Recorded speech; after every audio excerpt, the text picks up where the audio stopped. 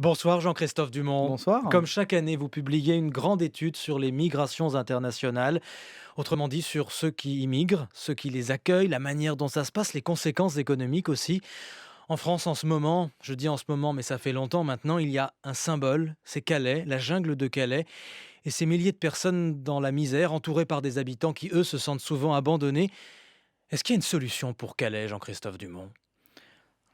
C'est la question à 1 million de dollars, mais Même pour un spécialiste, hein. c'est une question bien complexe et qui effectivement, perdure depuis plus de 10 ans. Je crois qu'il y a un travail de fond qui a été fait, sur cette question, notamment pour inciter les gens à déposer l'asile en France. Parce que c'est une partie, de la solution. Le problème, vous le savez, c'est que les gens souhaitent aller au Royaume-Uni et ne veulent pas jusqu'à présent, déposer l'asile en France. Une des conditions, pour, résorber, ce point, enquisté, dans la région de Calais, c'est, de faire comprendre, aux gens qui sont dans cette jungle qu'en déposant en bonne et due forme une demande d'asile en France, ils peuvent aussi obtenir la protection, internationale, et je crois que ça fait partie d'un élément, crucial de la solution. Le démantèlement, de la jungle, se justifie, tout à fait vu les conditions, inhumaines dans lesquelles, ces gens vivent, et donc il faut bien comprendre que, la communauté nationale dans son ensemble, doit, traiter cette question et pas seulement, la ville de Calais. Pourquoi est-ce que le Royaume-Uni, vous qui étudiez les flux tout au long de l'année, pourquoi est-ce que nos voisins britanniques attirent tant ces hommes et ces femmes? Bon, il y a certains pays en Europe, effectivement, qui sont attractifs pour les migrants, pour tous les migrants. C'est-à-dire, pour les migrants européens en premier lieu. Le Royaume-Uni est un des principaux pays d'accueil de ces ressortissants européens. Pour les migrants, ressortissants de pays tiers, pour ceux qui viennent d'en dehors de l'Union, européenne, là aussi, l'économie, britannique est attractive, et également pour ceux qui sont, disons en recherche, d'asile, soit parce qu'effectivement ils parlent plutôt anglais plus que français, parce qu'ils ont des liens, familiaux, en Angleterre, ou parce qu'ils ont une image simplement des opportunités d'emploi, de la facilité, de l'accès au travail dans ce pays, qui d'ailleurs, n'est pas forcément en relation avec, la réalité. Donc, les réseaux, de trafiquants jouent un rôle, extrêmement important en termes de désinformation et de maintien de cette, de cet, idéal, britannique. Je crois qu'il faut effectivement, lutter contre ces réseaux, faire comprendre aux gens qu'ils peuvent avoir un avenir, en Europe, ailleurs qu'au Royaume-Uni et notamment en France.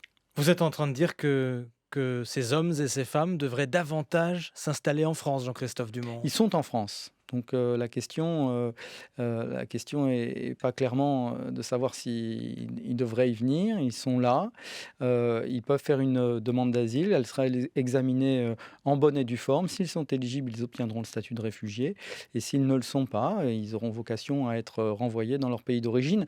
Ils sont soumis exactement au même traitement, au Royaume-Uni, qu'ils le seront en France. Vous révélez un chiffre dans votre toute dernière étude. L'an dernier, environ 5 millions de personnes ont immigré dans les pays de l'OCDE, et parmi ces 5 millions, un petit peu moins, il y a toujours donc une partie tout de même assez importante de réfugiés qui, aujourd'hui, en Europe, accueillent le plus de migrants, de ces migrants-là, de ces réfugiés qui continuent à arriver. Alors en 2015, environ 1 500 000 personnes ont demandé l'asile dans les pays de l'OCDE, 1 300 000 en Europe. L'Allemagne a enregistré, un peu moins de 500 000 demandes d'asile, mais a reçu beaucoup plus de personnes qui n'ont pas encore fini de compléter cette demande. On estime environ à 1 million le nombre de personnes qui, seraient, arrivées en Allemagne pour, déposer une telle demande. Ça reste le pays qui, en valeur absolue, accueille le plus de réfugiés. En valeur relative, par rapport à la population, c'est la Suède. 1,6 de la population, suédoise, l'équivalent, a fait une demande d'asile en Suède. Si on ramène ça au cas français, ça aurait fait 1 million de personnes qui ont demandé l'asile en France. En France, ça a été 80 000. Donc effectivement, une grande disparité, une grande diversité au sein de l'Union européenne. Cette année, c'est un point intéressant, vous avez regardé plus particulièrement, les conséquences locales lorsque des immigrés arrivent quelque part et qui sont nombreux. Où avez-vous regardé? Alors, cette question-là, elle nous est apparue, essentielle, notamment sous l'angle économique. Vous savez, les travaux de l'OCDE qui concernent, l'impact fiscal, de la migration, l'impact de la migration, sur, la croissance de la force de travail, sur, les compétences.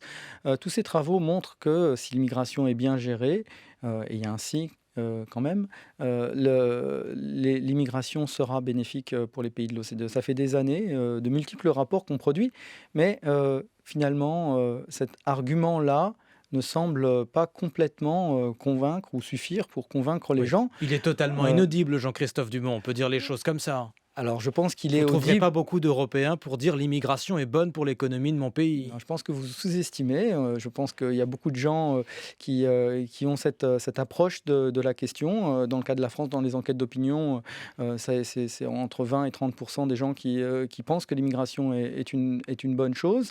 Mais évidemment, il y a aussi ils sont peut-être moins, disons actifs à faire ce point que ceux qui, sont inquiets. Et donc il faut aussi, écouter cela et comprendre, d'où viennent ces inquiétudes, qui ont trait au phénomène migratoire, en dépit, du fait que les résultats, en termes économiques soient relativement clairs. Si on prend, le cas du Royaume-Uni ou éventuellement même celui de la Suisse, ce sont des pays où l'impact économique est le plus positif au sein de l'OCDE et on a vu le Par débat exemple alors, sur le qu'on parle Brexit. de choses concrètes, qu'est-ce qui est Alors positif dans l'économie? alors pourquoi les gens ne perçoivent pas disons, ces bénéfices, potentiels? Parce que les bénéfices dont on parle sont au niveau macroéconomique, ils sont au niveau agrégé, ils sont en termes fiscaux, en termes de points de croissance. Évidemment, tout ça ne dit pas aux gens qu'est-ce que peut leur apporter à eux, dans leur communauté, dans leur village, dans leur environnement proche, l'immigration.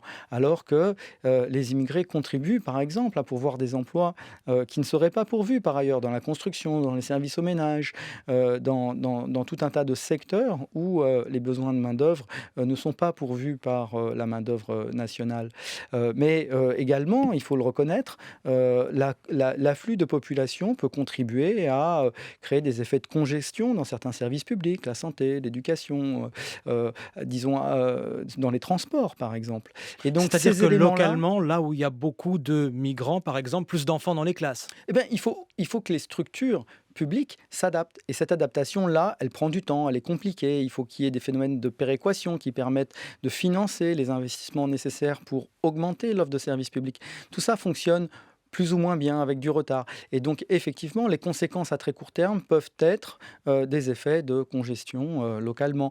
En tout cas, ça joue dans la perception que peuvent avoir les gens du phénomène migratoire. Même pour ceux qui sont finalement un petit peu décalés, qui observent ça avec une certaine distance parce qu'ils sont dans des zones périurbaines, dans des zones rurales. Ils ont peur que effectivement les difficultés qu'ils peuvent percevoir, disons là où les migrants sont plus concentrés, arrivent jusqu'à eux. Il faut, premièrement, mieux comprendre quels sont les effets distributifs et notamment en termes de géographie, de l'immigration.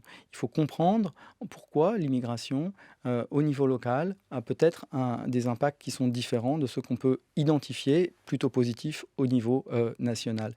Et il faut, créer les conditions d'un dialogue avec les acteurs locaux pour que, les conditions, d'accueil et d'intégration, soient aussi, remplies au niveau local. C'est-à-dire?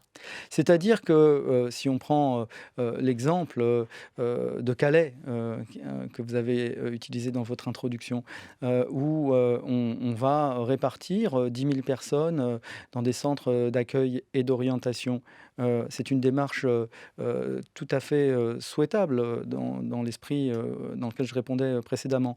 Mais il faut évidemment, construire le dialogue avec les autorités, locales pour voir, disons, quelles sont les contraintes au niveau local, en quoi, il va falloir mettre des moyens supplémentaires, par exemple dans les classes, à certains endroits, quels sont, l'accès aux services publics, ces migrants, auxquels ces migrants vont avoir. Donc il faut de la Il faut de la concertation. concertation, il faut construire les institutions, d'accueil au niveau local et dans ces conditions-là, effectivement, je pense que, comme au Canada, hein, comme aux États-Unis, comme, en Allemagne aujourd'hui, les communautés locales accueillent, les migrants et on n'a pas le type de tension qu'on peut retrouver dans d'autres pays. Et là, ça peut bien se passer. Ça se passe très bien. Et ça se passe très bien Non, aujourd'hui. non pas qu'il n'y ait pas de difficultés, bien sûr qu'il peut y avoir des difficultés, mais il y a tout un tas de programmes qui impliquent, les associations, les autorités locales,